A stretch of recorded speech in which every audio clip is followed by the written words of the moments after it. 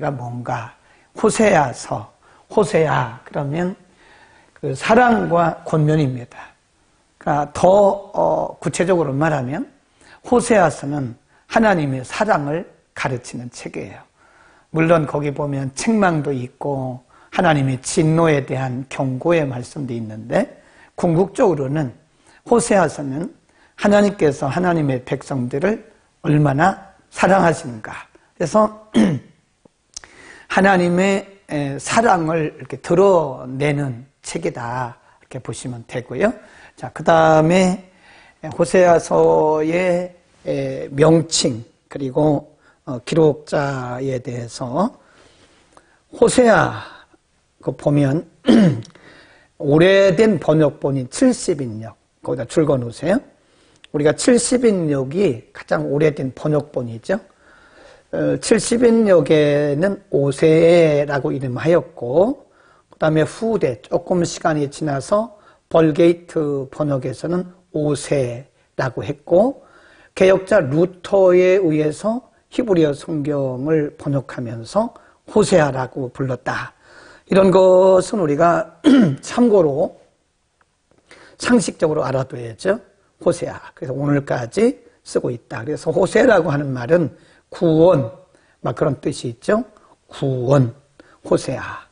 1장 1절에 보면 호세아에게 임한 여호와의 말씀이다. 그래서 호세아서의 기록자는 호세아다. 역사적 배경이 매우 중요합니다. 북왕국 이스라엘이 아수르에 의해서 멸망하기 직전에를 그 역사적인 배경을 하는데요. 이 시대는 여로보암 2세가 이스라엘을 통치하던 시대입니다. 2인이죠. 이 시대는 이스라엘의 역사상 거의 최고로 경제적으로 부강했던 그런 시대죠. 사회가 굉장히 안정되죠. 경제적으로 부강하고 또 군사적으로 침입도 없던 그런 시대예요.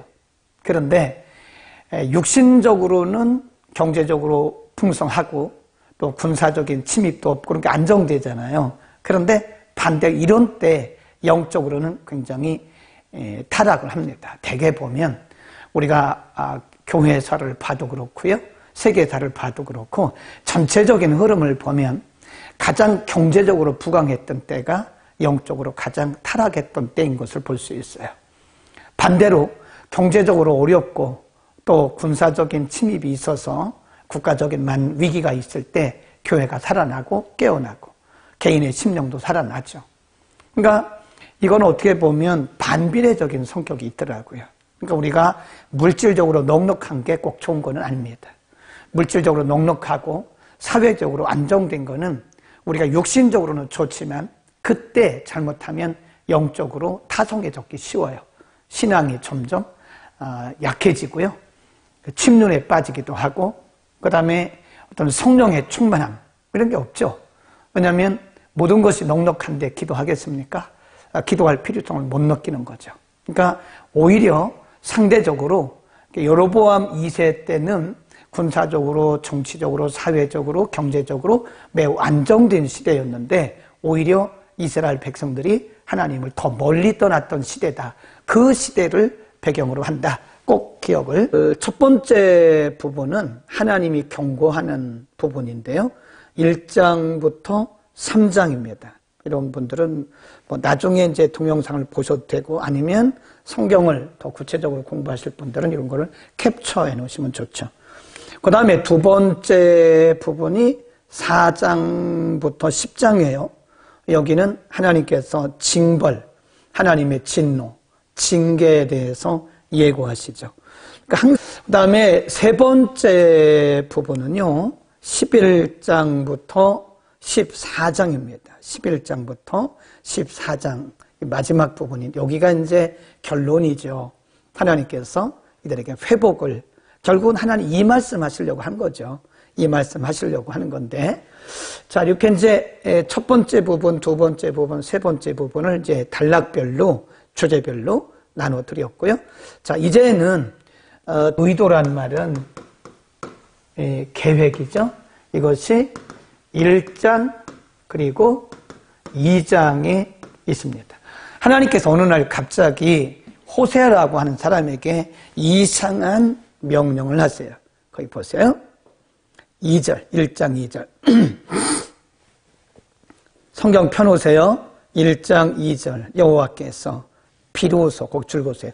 비로소.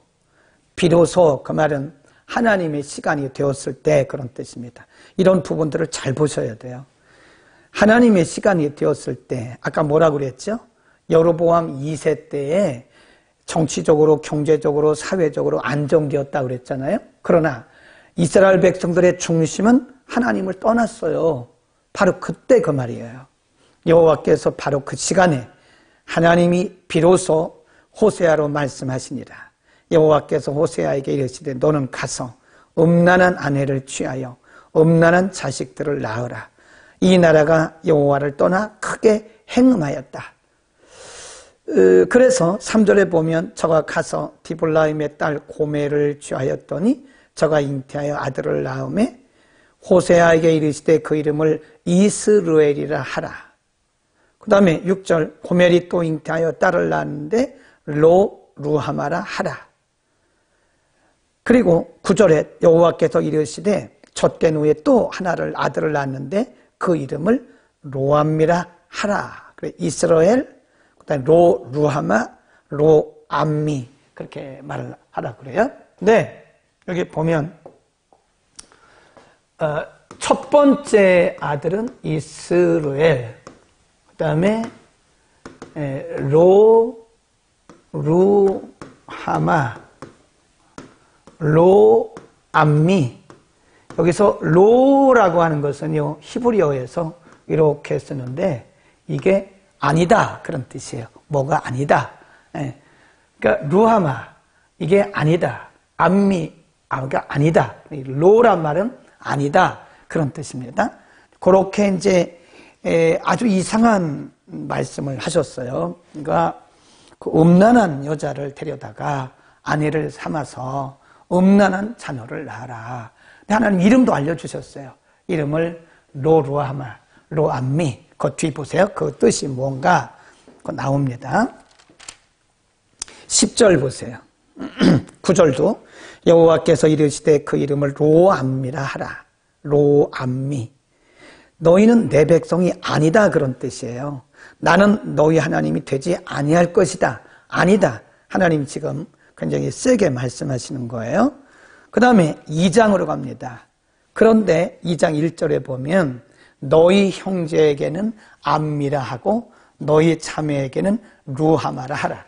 뭐가 떨어진 거죠? 로자가 떨어졌어요.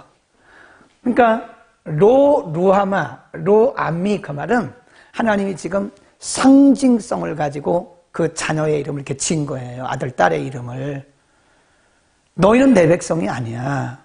나는 너희 백성, 너희 하나님이 아니고 나는 너희의 하나님이 아니고 너희는 내 백성이 아니야. 그래서 로란 말은 no, not 그런 뜻이에요. 아니야. 그런데 2장 1절에 가보면 로자가 떨어져요. 떨어집니다. 거기 보세요. 2장 1절 2장 1절 거기 보세요. 뭐라 그러죠? 너희 형제에게는 암미라 하고 너희 자매에게는 루하마라 하라. 로자가 떨어졌어요. 이게 전체적인 말씀입니다. 그러니까 하나님이 하나님을 떠나서 루하마, 로암미. 그래서 너희는 내 백성이 아니고 나는 너희 하나님이 아니야. 그러다가 2장 1절에 가보면 루하마 그리고 암미. 그래서 로자를 떼셨어요. 1장에서 하나님이 화가 나신 거죠. 이렇게 은혜를 주셨는데 하나님을 저버리고 멀리 가버린 거 아니에요? 그러니까 하나님이 일시적으로 그들에게 이렇게 경고하시는 거예요. 나는 너희 하나님이 아니야. 그리고 너희는 내 백성이 아니야. 그래서 이렇게 하나님이 엄청난 인간적으로는 상상할 수 없는 일을 호세아에게, 거룩한 사람 호세아에게 음란한 여자를 데려다가 아내를 삼고 또 음란한 자녀를 낳아서 이름도 이렇게 지으라 그런 거잖아요. 하나님의 의도가 뭐죠? 그들의 모습이 그렇다는 거예요, 지금. 음란한 여자를 데려다가 음란한 자녀를 낳은 것처럼 이거 지금 하나님이 연출시킨 거죠. 이스라엘 백성들이 하나님을 떠나서 우상을 숭배하는 것은 음란한 일이라는 거예요.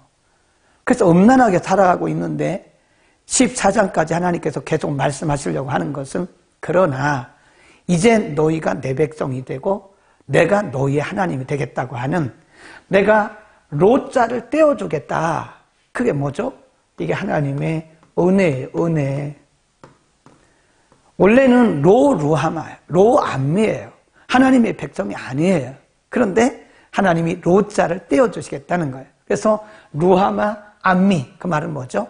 나는 너희의 하나님이고 너희는 내 백성이야. 이게 뭐예요? 그게 은혜죠. 은혜죠. 에베소서 2장에 가보면 우리가 하나님의 자녀가 된 근원이 뭔가를 말씀해요. 우리의 공로도 아닙니다. 우리의 수고도 아닙니다. 우리의 노력도 아닙니다.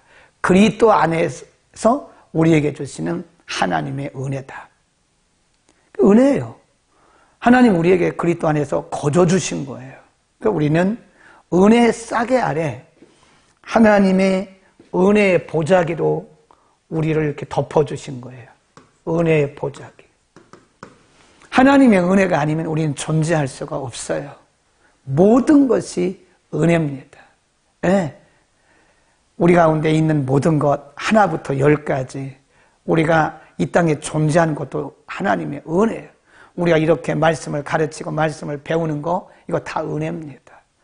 그러니까 지금 호세아서에서 가장 강조하려고 하는 것이 그럼에도 불구하고 내가 너희를 은혜의 보자기로 덮겠다라고 하는 하나님의 일방적인 선언이다 하는 것입니다. 꼭 기억하시기 책망. 이스라엘 백성들은 지금 영적으로 맹인입니다. 영적으로 맹인이기 때문에 자신의 모습을 몰라요. 자신들이 지금 어떤 상태에서 살고 있다는 걸 모릅니다. 우리가 가장 어려운 것이 나를 아는 거예요. 우리가 다른 사람들은 다 보잖아요. 어쩌고저쩌고 얘기하잖아요. 근데 자기를 제일 몰라요. 자기를 아는 사람은 굉장히 훌륭한 사람입니다. 우리는 우리를 모릅니다. 그래서 하나님이 알려주세요. 지금 너희의 영적인 상태가 어떤 줄 아냐? 하나님이 먼저 은혜를 주시기 전에 그들을 영적으로 진단하십니다. 이게 굉장히 중요한 거예요. 영적으로 그들을 진단하신다. 자, 보겠습니다. 2장 8절 그들의 모습이 어떤가? 곡식과 써놓게 제가 써드릴게요. 2장 8절 계속 내려가야 됩니다. 2장 8절 곡식과 새 포도주와 기름은 내가 저에게 준 것이요 저희가 바알을 위하여 쓴 은과 금도 내가 저에게 더하여 준 것이거늘 저가 뭐 한다고 그래요? 알지 못한다 그러잖아요. 하나님의 주신 은혜를 알지 못하는 거예요. 영적 무지. 하나님의 은혜를 모릅니다. 하나님께서 주신 건데 하나님의 은혜인 줄 몰라요. 하나님의 은혜인 줄 알지 못하는 거예요. 지금 그들이 누리고 있는 거 심지어는 그들이 다른 우상에 갖다 바치는 금과 은도 하나님이 주신 거라 그러잖아요. 근데 그걸 모른다니까요. 그러니까 우리가 영적으로 무지하면요 이렇게 되는 겁니다. 모든 게 다 하나님의 은혜인데 하나님의 은혜인 줄 모르는 거. 영적인 맹인이다. 그렇게 지금 저들의 모습을 말씀해 주고 있고요. 4장 6절로 갑니다. 4장 6절, 7절, 11절. 4장 6절, 7절, 11절.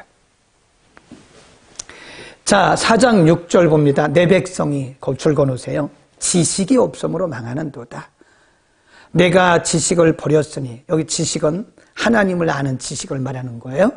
내가 지식을 버렸으니 나도 너를 버려 내 제사장이 되지 못하게 할 것이요 내가 내 하나님의 율법을 잊었으니 나도 내 자녀들을 잊어버리리라. 7절 저희는 번성할수록 내게 범죄하니 내가 저희의 영화를 변하여 욕이 되게 할 것이다.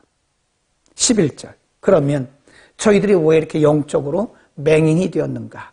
음행과 묵은 포도주와 새 포도주가 마음을 빼앗는다는 거예요. 그러니까 하나님이 우리에게 주신 것인데 그거를 은혜로 알지 못하면, 은혜로 여기지 않으면요, 오히려 그것이 우리에게 장애물이 됩니다. 하나님이 우리에게 축복을 주셔도, 우리에게 복을 주셔도 그것이 복인 줄 모르면 우리에게 독입니다. 복이 아니고 독이에요. 복이 잘못하면 하나님께서 우리에게 주신 복이 뭐가 돼요? 독. 이 독이 됩니다. 포이즌. 이 독을 포이즌 그래. 독이 되는 거예요, 독. 깨닫는 게 은혜라니까요. 우리에게 주신 것이, 지금 우리가 누리고 있는 모든 것이 1부터 100까지, 처음부터 끝까지, 알파부터 오메가까지 다 하나님의 은혜예요. 근데 모르면 그것이 우리의 오히려 장애물이 되는 거예요. 하나님을 떠나는 일에. 하나님의 은혜로 물질을 주셨더니 그 물질을 가지고 하나님 고역하잖아요. 하나님의 은혜로 우리에게 지혜와 지식을 주시니까 그 지혜와 지식을 가지고 말씀 무시하잖아요. 그럼 뭐가 된 거예요? 독이 된 거죠. 하나님의 은혜로 우리에게 건강을 주시니까 그 건강 가지고 하나님 멀리하고, 하나님 싫어하는 일만 하잖아요. 뭐가 된 거예요? 독이 된 거죠. 그 말씀을 하시는 거예요. 우리가 많은 것을 받는 것도 중요하지만 누리는 게 더 중요합니다. 누리는 게 더 중요한 거예요. 아무리 하나님 우리에게 많은 것을 주셔도 그것이 은혜인 줄 모르면 우리에게는요, 영적인 독이 되고요, 영적인 해악이 됩니다. 그것 때문에 잘못하면 하나님 멸시하고 하나님 떠나게 되는 거예요. 자, 저희의 행위가 저희로 하나님께 돌아가는 길을 막았다는 거예요. 그 행위가 뭐예요? 5절에 교만한 행위죠. 교만이 뭔데요? 인간에게 있어서 가장 큰 교만은 윤리적 도덕적 교만이 아닙니다. 인간의 가장 큰 교만은 죄입니다. 교만은 죄예요. 그리고 이 죄 때문에 사람이 망합니다. 멸망합니다. 이 교만이, 가장 큰 교만이 뭔데요? 하나님을 알지 못하는 거예요. 어떤 사람들은 윤리적으로 굉장히 겸손합니다. 윤리적으로 아주 사람이 착해요. 하나님을 알지 못해요. 하나님을 거부해요. 가장 큰 교만이에요. 그것 때문에 인간이 망하는 거예요. 가장 겸손한 것이 뭐냐? 하나님을 인정하는 겁니다. 그래서 뭐라고 그래요? 야고보서에 하나님은 교만한 자를 물리죠. reject 하십니다. 교만한 자를 against 하는 거예요. 교만한 자를 물리치시고 겸손한 자에게 은혜를 주십니다. 인간의 겸손이 뭐냐? 하나님을 하나님으로 아는 거예요. 하나님을 하나님 인정하는 거예요. 그리고 하나님을 하나님으로 경외하는 거예요. 하나님을 경외하지 않는 것은 겸손이 아닙니다.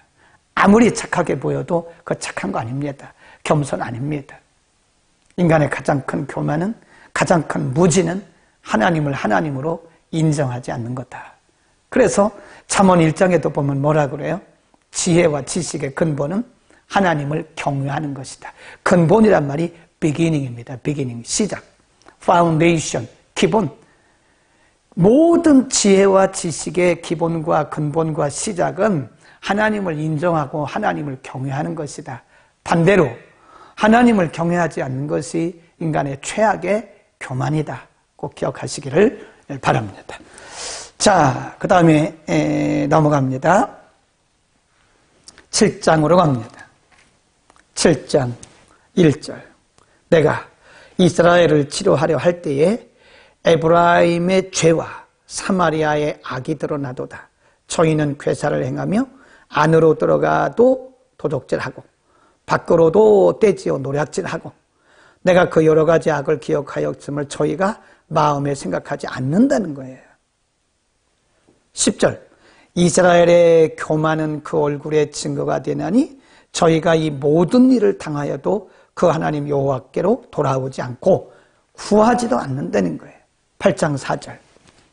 저희가 왕들을 세웠으나 내게서 말미암지 아니하였고 저희가 방백들을 세웠으나 나의 모르는 바며 저희가 또 그 금으로 자기를 위하여 우상을 만들었으나 파멸을 이럴 것이다.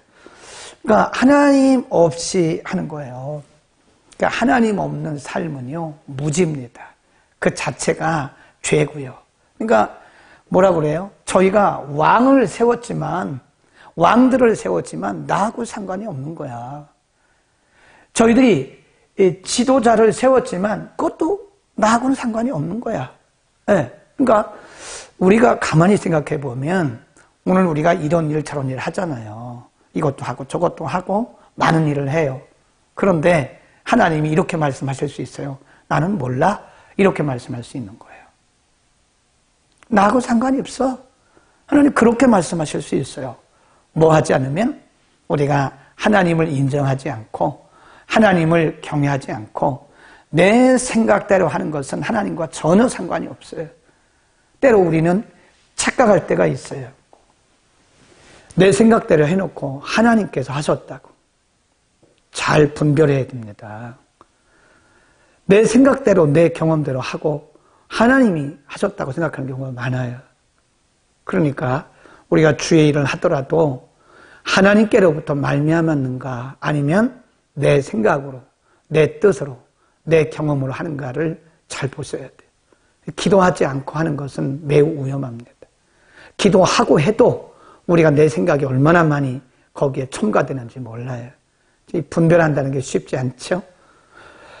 이스라엘 백성들에게 지금 하나님께서 말씀하시고 있는 것은 하나님을 떠나서 하는 모든 일들은 하나님과 상관이 없다. 그런 얘기죠. 그 다음 9장으로 갑니다.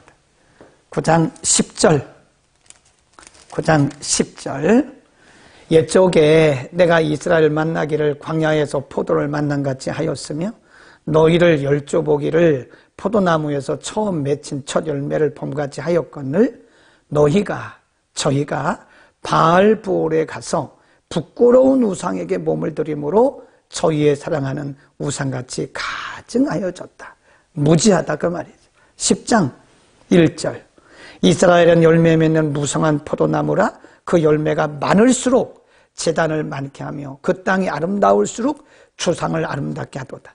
저희가 두 마음, 보다 줄구세요. 두 마음을 품었으니 이제 죄를 받을 것이다. 하나님이 그 제단을 쳐서 깨치시며 그 주상을 헐어라. 아까 제가 말씀드렸잖아요.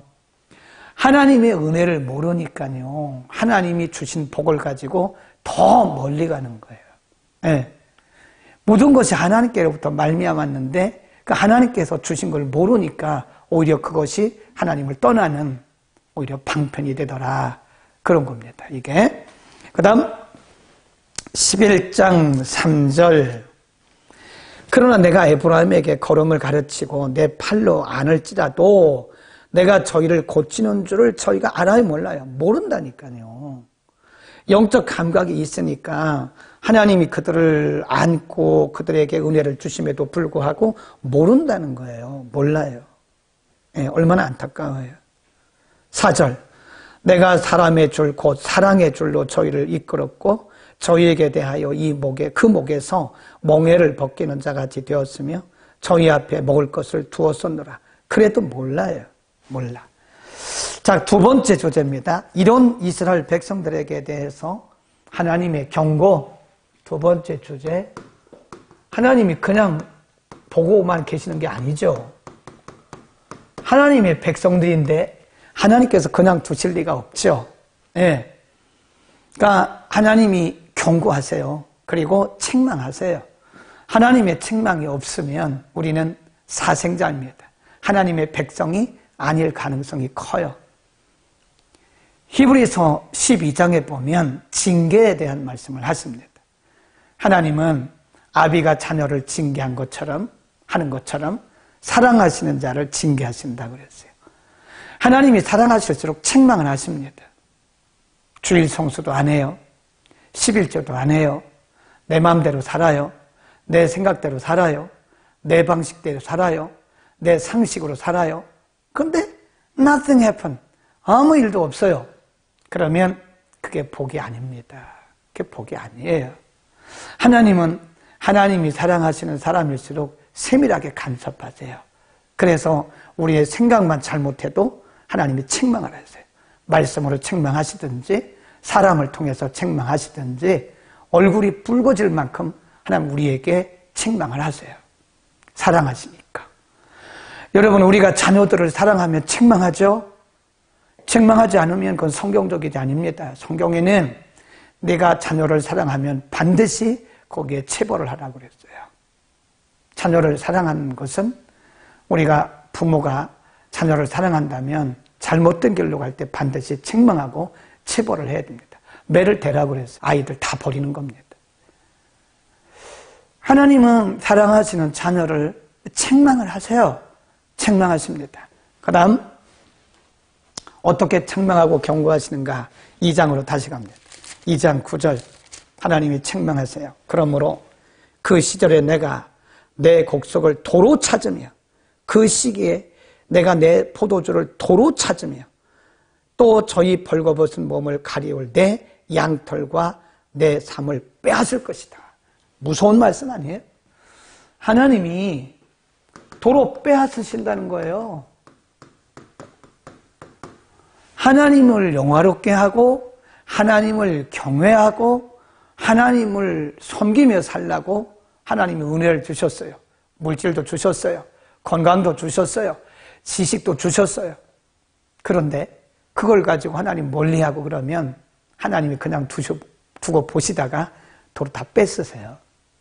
다 도로 찾으시 그 얘기입니다. 지금 경고하는 거. 너희가 내가 준 금과 은을 가지고 우상 숭배하지? 그럼 내가 그걸 도로 찾는다는 거예요. 멀리 가고 있는데 도로 돌아오게 하기 위해서 그들에게 있는 것들을 도로 다 빼앗는다. 하나님 빼앗아가 때로는 빼앗아 가십니다. 혹시 우리 가운데 있는 것들을 하나님이 가져가신다고 생각한다면 여러분 은혜입니다. 그리고 생각을 하셔야 돼요. 아, 내가 더 잘못된 길로 가지 않게 하기 위해서 하나님이 그 길을 막으시는구나. 차단하시는구나. 내게서 빼앗으시는구나. 은혜예요. 어린아이가 잘못된 칼을 가지고 놀고 있는데 엄마가 보고 그냥 둡니까? 위험함을 뺐죠. 그렇죠. 그런데 무책임한 엄마는 보고 아이가 위험한 칼을 가지고 놀고 있는데 그냥 둘 거예요. 그러면 그 칼을 가지고 자기 몸 베고 사고 쳐요. 하나님은 더 하시다니까요. 하나님은 우리에게 주신 것들이, 하나님 우리에게 은혜로 주신 것들이 은혜롭게 사용되어지고 아름답게 열매를 맺으면 더 주십니다. 그런데 하나님 보시기에 위험하다 그러면요 도로 가져가세요. 그게 은혜라니까요. 그거 도로 안 가져가시면 우리는 어떻게 사고치다가 어떻게 지옥 갈지 몰라요. 그러니까 하나님이 빼앗으시는 것도 은혜예요. 깨닫지 못할 때는 그렇게 해서라도 깨닫고 돌아오게 하기 위한 하나님의 방법이다. 아멘. 꼭 기억하시기를 바랍니다. 자, 그 다음에 2장 12절 쭉 있는데요. 또 넘어가겠습니다. 하나님께서 흐트러 버리신다. 그런 말씀이 8절부터 쭉 나옵니다. 부끄러움을 당하게 하고 수치를 받게 하고 5장 4절 저희의 행위가 자기 하나님에게 돌아가지 못하게 하나니 이는 음란한 마음이 그 속에 있어 여호와를 알지 못한 까닭이라. 5절 이스라엘의 교만이 그 얼굴의 증거가 되나니 6절 저희가 양떼와 소떼를 끌고 여호와를 찾으러 갈지라도 만나지 못할 것은 이미 저희에게서 떠나셨다. 막으신다는 거예요. 하나님께서 막으신다는 거예요. 막으심. 이것도 은혜입니다. 우리가 잘못 가고 있는데 하나님 그냥 두시면 우리 그러다가 죽잖아요. 사고 치잖아요. 그러니까 막아주시는 거예요. 요나가 하나님의 절대적인 명령을 불순종하고 불복종하고 의도적으로 다시스로 가잖아요. 우위로 가야 돼요. 우위로 가야 니느웨입니다. 그런데 옆으로 다시스는 저쪽이거든요. 다시스로 가는 거예요. 그러니까 하나님이 중간에서 대풍을 큰 풍랑을 만나게 하시고 풍랑을 일게 하시고 그 풍랑 때문에 배가 거의 다 침몰 직전에 그때 요나가 제비에서 뽑히고 다시 이렇게 다시 돌아가잖아요. 막아주시는 거예요. 차단해 주시는 거예요. 우리가 잘못된 길을 갈 때 하나님이 막아주시는 거 은혜인 줄 믿기를 바랍니다. 사탄아 물러가라 그러면 안 돼요. 왜 하나님의 역사를 사탄이라 그럽니까? 응? 우리가 가는 길이 잘못됐기 때문에 하나님 우리를 보호하시려고 막으시는 건데 예수 이름으로 물러가라 그러면 됩니까? 그거 물러가면 잘못되는데? 그러니까 기도도 잘해야 돼요. 무조건 사탄이라고 말하면 안 돼요. 무조건 막이라 그러면 안 돼요. 무조건 예수 이름으로 물러가라 그러면 안 되는 거예요. 하나님이 우리를 바른 길로 인도하시기 위해서 지금 길을 막으셨는데 거기다 대고 사탄아 물러가라면 그럼 됩니까? 안 되죠. 그럴 경우도 있지만 모든 경우가 다 사탄은 아닙니다. 기도도 분별하고 하셔야 돼요. 그냥 막 소리 지른다고 그게 잘하는 기도가 아니에요. 분별하고 하시라고요. 그러니까 하나님의 길을 막으실 때는요, 서야 돼요. 하나님이 우리가 더 잘못된 길로 가기 전에 길을 막으시는 거니까 서야 된다니까요. 그리고 좌우를 돌아보세요. 그러면 하나님이 다른 길을 여신다니까요. 한쪽 길을 막으신 하나님은 반드시 다른 길을 여세요. 그러니까 길이 막힐 때는 하나님께서 뭔가 의도가 있은 거예요. 그러니까 하나님의 시간까지, 하나님이 다른 길을 여실 때까지 우리가 기다려야 돼요. 묵묵히 기다려야 돼요. 막 이 아닙니다. 묵묵히 기다리세요. 묵묵히 기다리면 하나님의 시간에 하나님이 또 길을 여시고 하나님이 가게 하시는 겁니다. 그 다음 막아주신다. 그런 말씀을 드렸고요. 그 다음에 쭉 내려갑니다. 10장으로 갑니다. 10장 1절에 보면 이스라엘은 열매 맺는 무성한 포도나무라 그 열매가 많을수록 재단을 많게 하며 그 땅이 아름다울수록 주상을 아름답게 하도다. 저희가 두 마음을 품었으니 이제 죄를 받을 것이라. 하나님 경고하시는 거예요. 네, 하나님이 반드시 경고하신다. 자, 이제 마지막 부분 세 번째, 하나님의 약속. 이 부분이 결론이죠. 굉장히 중요합니다. 예고와 약속. 하나님께서 그러면 이런 하나님의 백성들을 버려두시느냐? 절대로 버려두시지 않습니다. 막으시고 하나님이 때리시고 그러는 경우는 있을지라도 하나님의 백성들을 버리시지 않아요. 그래서 자, 그러면 이렇게 그들의 영적인 상태를 지적해 주셨죠? 그리고 책망하셨죠? 끝나는 게 아니죠. 그럼 하나님이 아니죠. 하나님은 이들에게 어떤 길을, 앞으로 이들의 미래를 어떻게 인도하실 것인가, 이게 매우 중요하죠. 이게 결론과 같은 매우 중요한 말씀인데요. 자, 우리 또 2장으로 다시 갑니다. 하나님의 약속과 부르심. 2장 14절. 그러므로 내가 저를 계유하여 거친 들로 데리고 가서 말로 위로하고 16절 여호와께서 이르시되 그날에 내가 나를 내 남편이라 일컫고 다시는 내 발이라 일컫지 아니하리라. 하나님이 회복을 시켜주시겠다는 거예요. 네. 하나님이 회복입니다. 네. 하나님께서 회복시켜 주시겠다. 거기 보면 계유란 말이나 우리말 옛날 번역에 우리 옛날 성경 쓰고 있잖아요. 거기 보면 계유. 이 계유란 말이 설득이란 뜻이에요. 설득. 하나님이 뭐가 부족해서 우리를 설득하시겠습니까? 하나님 우리를 설득하세요. 설득. 깨닫게 우리를 가르쳐 주시는 거예요.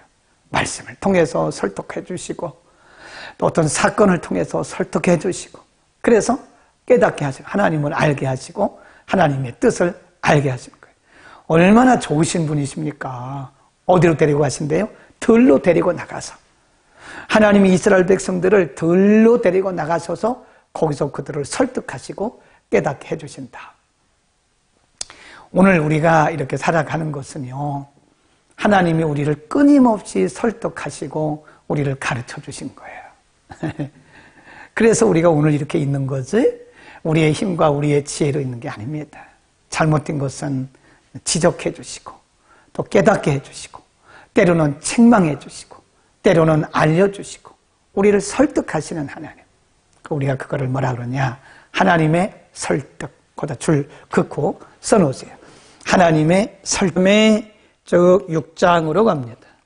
그렇게 말씀하시는 하나님께서 6장 1절에 그 줄 그어놓으세요. 보라, 와라, come. 그래, come. 오라. 우리가 여호와께로 돌아가자. 여호와께서 우리를 찢으셨으나 도로 낫게 하실 것이요 우리를 치셨으나 싸매어 주실 것이다. 네, 6장 1절에서 하나님께서 뭐라고 말씀하시냐면 오라. 하나님의 부르심이에요. 그 다음에 6장 1절에서 오라 이렇게 말씀하셨고요. 그 다음에 6장 3절 그러므로 우리가 여호와를 알자. 힘써 여호와를 알자.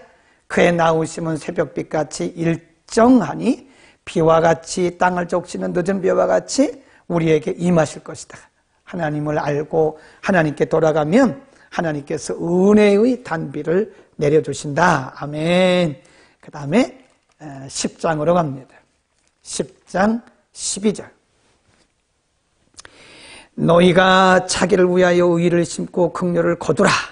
지금이 곧 여호와를 찾을 때니 너희 묵은 땅을 기경하라. 방법을 알려주시는 거잖아요. 너희의 묵은 땅을 기경하라. 마침내 여호와께서 임하사 의를 빛처럼 너희에게 내려주시리라. 하나님이 방법을 다 알려주시는 거예요. 방법. 와라. 너희의 묵은 땅을 기경하라. 묵은 땅이 뭐예요? 마음을 열고 하나님을 알고 하나님께 돌아가자. 거기 보면 오라. 거기 보면 돌아가자. 이런 표현이에요. 돌아가자. return 하자. 네, return. 하나님께 돌아가자. 하나님께 유턴하자. 잘못된 길에서 다시 하나님께로 가자. 그런 말씀 아니에요. 하나님의 부르심인 거예요. 오라. 나를 알아라. 내가 너희를 치유할 것이다. 하나님 그렇게 말씀하세요. 그 다음에 11장으로 갑니다. 11장 8절. 에브라임이여 내가 어찌 너를 놓겠느냐. 이스라엘이여 내가 어찌 너를 버리겠느냐. 내가 어찌 너를 아드마같이 놓겠느냐. 어찌 너를 스보임같이 두고 있느냐. 내 마음이 내 속에서 돌아서 나의 긍휼이 온전히 뭐하대요? 불붙는 것 같다. 어찌 내가 너를 버리겠느냐. 이거 4번이나 나와요. 어찌. 하나님이 불붙는 불타는 사랑이에요. 참 하나님이 너무 좋으신 분이죠. 하나님이 불붙는 것 같다니까. 하나님의 마음이 하나님의 마음이 불타는 것 같아요. 불타는 것 같아요. 불붙는 사랑. 불붙는 사랑. 하나님이 우리를 보시면서 그보다 더 하실 것 같아요. 네, 그 엄마보다 더 하실 것 같아요. 우리를 보시면서 아이고 예뻐라. 아이고 예뻐라. 아이고 예뻐라. 아이고 귀하다. 아이고 귀하다. 우리가 이런 사람입니다. 하나님이 우리를 사랑하시는데요. 불타는 사랑으로 우리를 사랑하세요. 네, 물론 우리가 무지해서 때로는 먼 길로 가기도 하고 하나님 말씀 무시하기도 하고 하나님 말씀 멸시하기도 하고 그러죠. 근데 그렇다고 해서 우리가 하나님의 자녀가 아닌 게 아니에요. 우리를 책망하시고 징계하시고 또 우리를 개요하시잖아요. 우리를 설득하시고 깨닫게 하시고 하나님께 돌이키게 하시고 그리고 말씀하시기를 아이고 이뻐라. 아이고 이뻐라. 그러니까 우리는요. 우리가 얼마나 소중한 하나님의 자녀인지 몰라요. 하나님이 불타는 사랑으로 우리를 사랑하시는 거예요. 아멘. 우리가 이 하나님의 사랑을 모르면요. 하나님 정말 진짜 사랑하기 어려워요. 물론 부모의 사랑을 아는 자식이 얼마나 있겠습니까? 부모는 자기 걸 다 줘도 또 주고 싶어요. 그게 부모거든요. 어떤 자식이 이 세상에 어떤 자식들이 그 부모의 사랑을 알겠습니까? 우리가 하나님의 사랑을 다는 모르죠. 그러나 성경이 우리에게 말씀하시기를 하나님이 우리를 불타는 마음으로 사랑하신다는 거예요. 불타는 하나님의 사랑. 그러니까 이 하나님의 사랑을 우리가 알 때 하나님을 사랑할 수 있는 거예요. 부모의 사랑을 깨달은 자녀가, 부모의 사랑을 깨달은 자식이, 부모의 은혜를 깨달은 자식이 부모를 효도합니다. 불효하는 자식들은 부모의 은혜를 모르는 사람들이에요. 부모의 은혜를 아는 사람이 효도하는 거예요. 하나님의 이 불타는 사랑을 아는 사람이 하나님을 진심으로 예배하는 거예요. 하나님의 불타는 사랑을 아는 이 사람이 자기의 목숨도 버려가면서 주를 위해 살아가는 겁니다.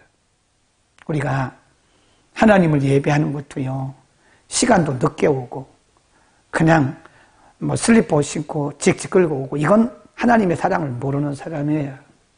정말 우리가 하나님의 사랑을 안다면 예배를요, 목숨 바쳐 드릴 겁니다. 코로나 아니라 뭐래도 하나님을 예배할 겁니다. 하나님의 사랑을 아는 것만큼 우리는 하나님을 사랑할 수 있을 거예요. 하나님은 우리를 불타는 마음으로 사랑하십니다. 아멘. 여호와께로 돌아오라. 돌아오라. 내가 불의함을 인하여 엎드려졌느니라. 2절. 너는 말씀을 가지고 여호와께로 돌아와서 아뢰기를 모든 불의를 제하시고 선한 발을 받으소서. 우리가 입술로 수송아지를 대신하여 주께 드리리이다. 5절. 내가 이스라엘에게 이슬과 같으리니 저가 백합화같이 피겠고 레바논 백향목같이 뿌리가 박힐 것이다. 아멘. 얼마나 멋있는 말씀입니까? 하나님 말씀하기를 14장 5절에 내가, 하나님이 그 말이죠, 이스라엘에게 이슬과 같을 것이고 백합화같이 피게 할 것이고 레바논 백향목같이 뿌리가 박힐 것이다. 뭐로? 이슬로 인해서, 하나님의 은혜로. 하나님이 우리에게 은혜를 부으셔서 백합화, 백향, 레바논의 백향목처럼 또 이슬처럼 그렇게 하나님이 우리를 사랑하시고 열매를 맺게 하신다는 거죠. 시작하면 성전에 나오셔야 돼요. 그리고 하나님을 정말 중심을 다해서 예배해야 돼요. 세레모니 하지 맙시다. 우리를 이렇게 사랑하시는 하나님의 사랑이 있는데 우리는 그 사랑에 얼만큼 가까이 가고 있느냐고요. 하나님의 사랑이 너무 큽니다. 은혜가 너무 커요. 오늘도 남은 시간 믿음으로 승리하시고 불타는 사랑으로 우리를 사랑하시고 은혜를 베푸시는 그 하나님 앞에 오늘 뜨거운 가슴으로 하나님 앞에 나아갈 수 있기를 축복합니다.